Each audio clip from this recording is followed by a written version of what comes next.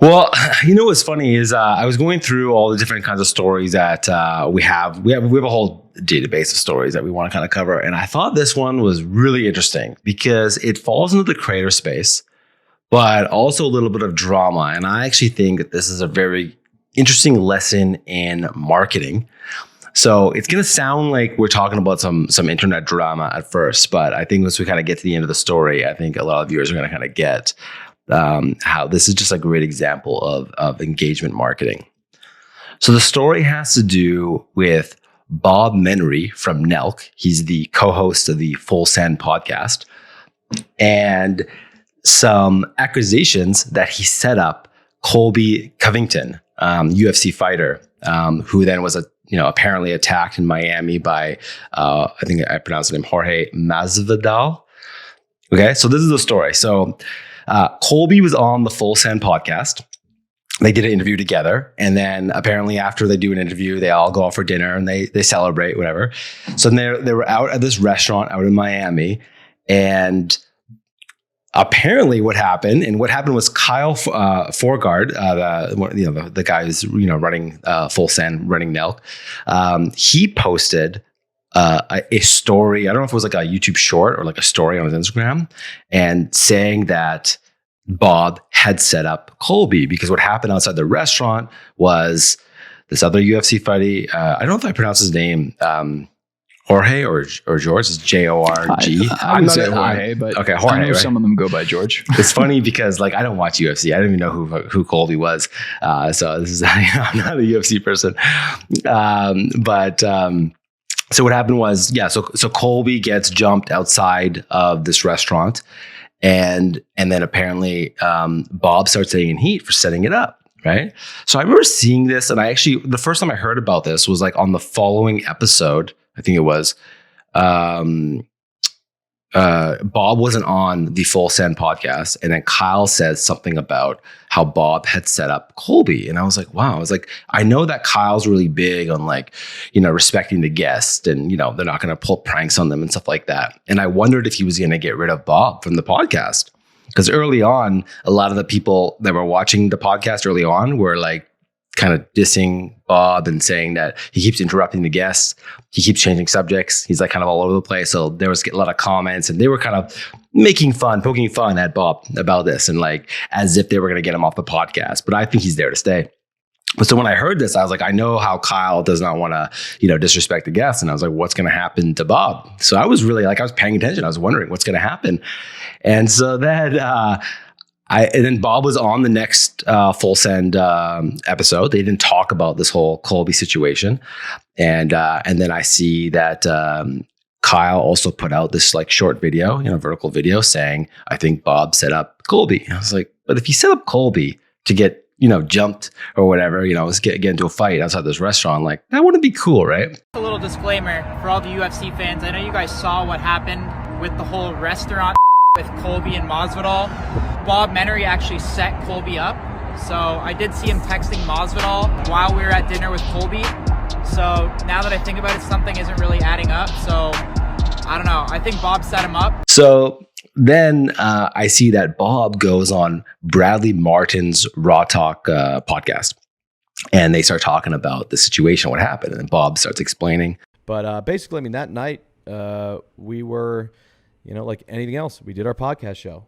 And we take every single guest out that, we invite them out to dinner. Yeah. So why were you focused as the guy that I was focused on the guy that was set him up, which is the most comical thing in the world. If anybody that knows me, I don't give a about that. Yeah. I like Kyle. Whoever wants to do that, do that.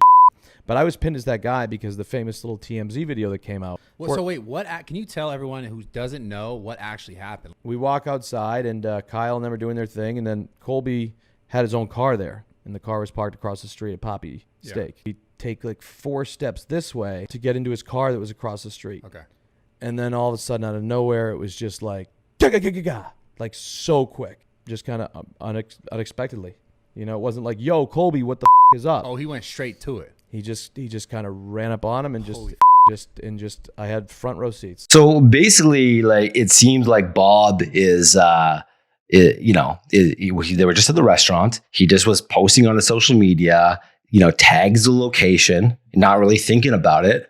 And then Jorge Masvidal sees that, knows Colby's there. He's in the area. He goes there and starts some beef and starts a fight. So what's really interesting about this whole thing is the way that Kyle, has, accused Bob of setting this up. So what I think would actually happen is that Bob just was innocently, not thinking about it, made this post. And then Jorge sees it. And what's funny about Colby versus Jorge is they've been fighting in the UFC. I think they've had 2 fights. And they have a history because they grew up together. I learned this all from listening to the podcast and looking into the story, whatever. But they used to be childhood friends.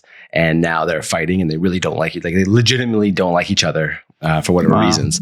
Actually, Colby was talking about it on the Full Send podcast, how they had some beef.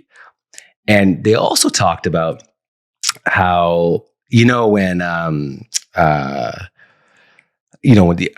my God, I can't believe I forget his name because I actually know this one UFC fighter. I'm so bad at the UFC. What's his name? GSP? George No. St. Pierre? No. I know George St. Pierre too. What's his name? Liddell, Chuck Liddell. No.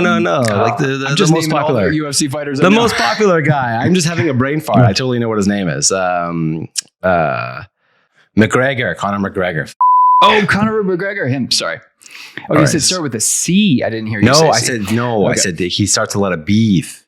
So if you look at how McGregor is, the top UFC fighter, I mean, he brings in all the ticket sales and so on, right? And he's always starting so much beef with everybody, right? Like they have real beefs. Like when he fought Khabib, like they were really fighting it out. They really didn't like each other, right?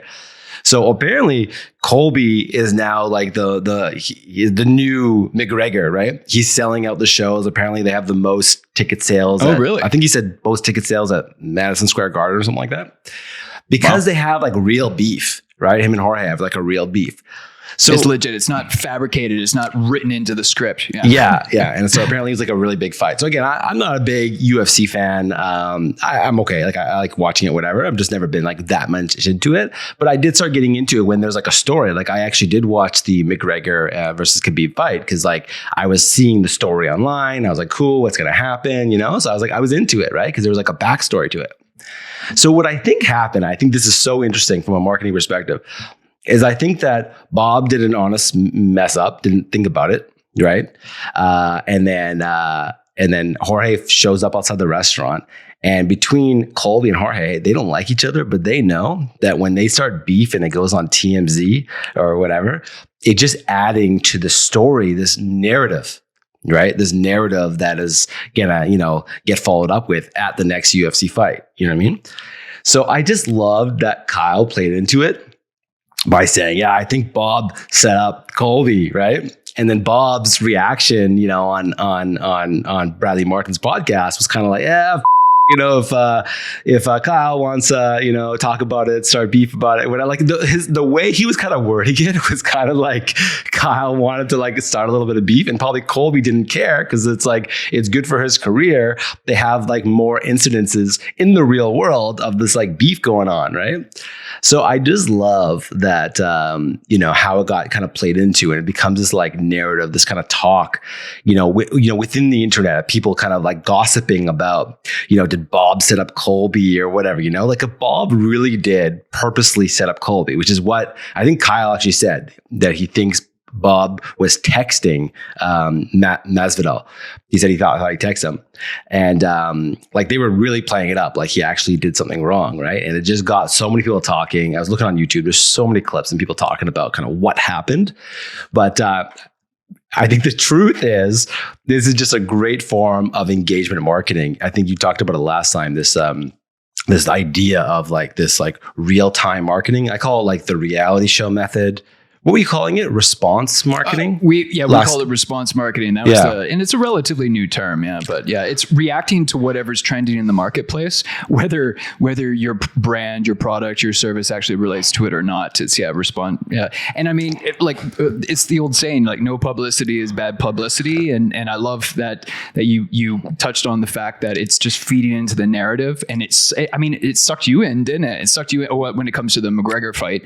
I like you, I was a huge UFC fan probably 5-7 years ago, and I've just fallen out of it, unfortunately. So I'm not as up to date on all the different beefs and relationships. Actually, kind of related. Recently, I binge watched The Last Dance, Michael Jordan and the Chicago Bulls. Oh yeah, I watched that.